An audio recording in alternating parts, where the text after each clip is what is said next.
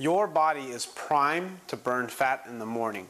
It's not just primed to burn fat in the morning, it's also primed to mobilize fat in the morning. Fat cells are happy to release triglyceride in the morning. High blood sugar fucks that up. How do you fuck it up? Eat carbohydrates, and that will make your blood sugar go up, which will screw up the fat burning in the morning. Now, when you're in this state of eating low carbohydrate or being fasted, understand that when you are in a fasted state in the morning is very similar, if not exactly the same, to not having any carbohydrates. Essentially meaning fat and protein as a breakfast. And what happens, this allows your body to have higher levels of leptin.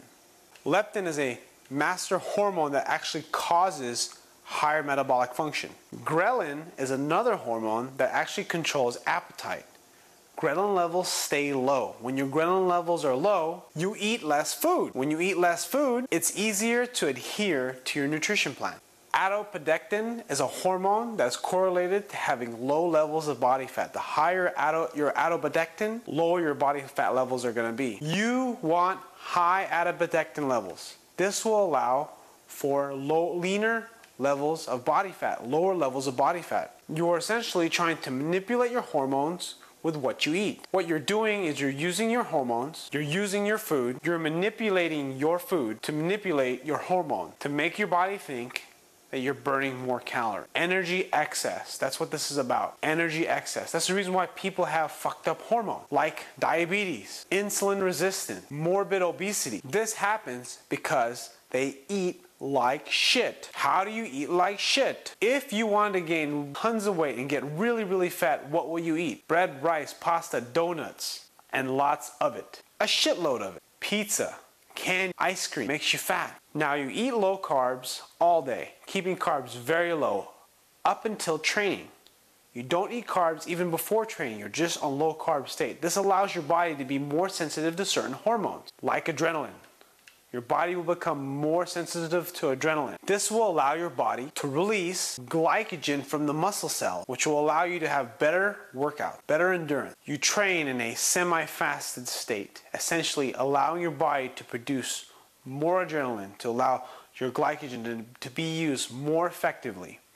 Then you replenish your body with carbohydrates after your workout.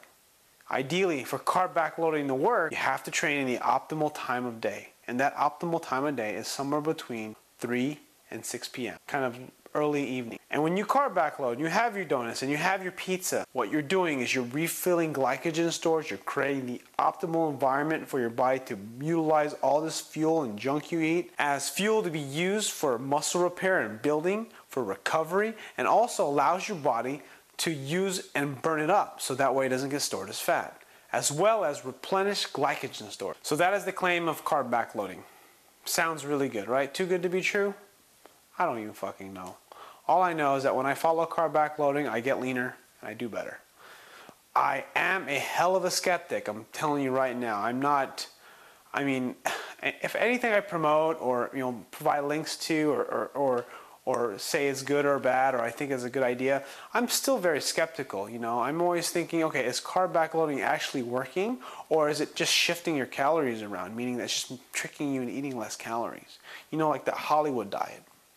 I don't know if you remember, there's like this little, you take a teaspoon of it like right in the morning, and then you take a teaspoon of it at night, and then after you take it, you're not allowed to eat. And it's basically just kind of shrinking your food window. And essentially with carb backloading, you're doing the same thing. You're shrinking your food window. And what you're trying to do is or at least you're shrinking your carbohydrate window when you're allowed to eat carbs. And what this does, it provides a better environment for calorie wasting, muscle building and recovery, and overall performance. Now, I like Kiefer. Kiefer is the writer of Carb Backloading.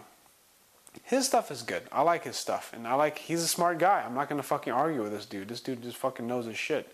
If you think Jason Blaha is smart, I think that dude is super smart. He knows his fucking shit too, but Kiefer is on a higher level. Jason Blaha is extremely intelligent, but Kiefer is like on a whole nother level. Kiefer is a freaking physicist. But then again, it could be just all smoke and mirrors and bullshit. So I do acknowledge the fact that it could be just all fucking bullshit. But all I know is that I've been messing around with carb backloading on and off, and it does have its benefits. The main thing is that you have a little bit more flexibility with eating. You just essentially can only eat junk food within a certain period of times. And again, you just have to try it. You know, essentially you're just doing low carb all day and having some junk at night, and that's basically kind of how it works. I bought the book because I wanted to like know exactly what he was talking about, and I swear the more I read it, the harder it is to follow. But then when you just follow it, it's not that hard. I mean, as far as the instructions. And understand that, you know, like I see a lot of guys like on YouTube, these guys promote, you know, if it fits your macros, counting macros, and just thinking calories matter. And the problem I run into with counting macros is that I have a predisposition to be fairly fat. I store body fat very easily. So I've always been somewhat of a fat kid. So it's kind of like, it's you know, when people say like, oh, it's all about your calories, man, I've fucking done the calories things, and I know that it works, but I also know there are times when it doesn't really work.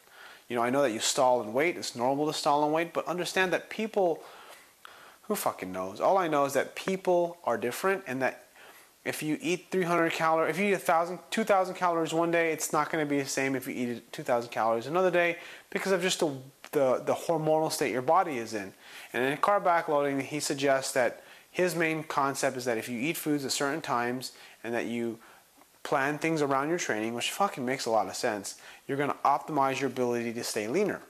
So, in any case, any type of regimen that you follow is going to be good. It's sort of like the idea of program design for workouts too, right? It's like, what's better? Wimler 531, you know, Candido training linear progression, which I'm currently following. You know, there's the Cube method. There's Pavel has some good stuff, like Beyond Bodybuilding, the book in there. Super Train. There's a bunch of different programs out there, and they're all good. And when it comes, at the end of the day, it's not really the program. I mean, it is the program. Don't get me wrong. There's some science in there, but most of the time, it's fucking how hard you work, and then how hard you work smart. And essentially, what you're trying to do is trying to find the program that allows you to work smart as hard as you can. But even if you find a good program, you don't fucking work hard enough, you're not going to get the progress. Same thing with nutrition. If you don't follow the program and you don't really track everything you're supposed to, you're not going to get the progress. So anyways, just wanted to kind of share that idea. I heard it on a podcast. There's a link I'll leave in the description of Kiefer talking about carb backloading, and it's really good information. And I recommend you listen to it if you want to geek out on nutrition. I occasionally geek out on nutrition. I haven't been lately. I'm more into weightlifting these days as far as my own personal interests. But if you like to chat nutrition, feel free to leave a comment, ask any questions. And if you like this video, please click like, subscribe. If you're not already a subscriber, if you have any friends that are interested in carb backloading or have heard about it and want to know more about it, send them this video. At least I'll give them a snapshot or almost kind of like a sales pitch of what a carb backloading is. It's a good sales pitch. I mean, I'm not going to lie. I mean, there's lots of science behind it. It makes sense, and I don't know. But like I said, like as the Hodge twins would say, do whatever the fuck you want. Thanks for watching.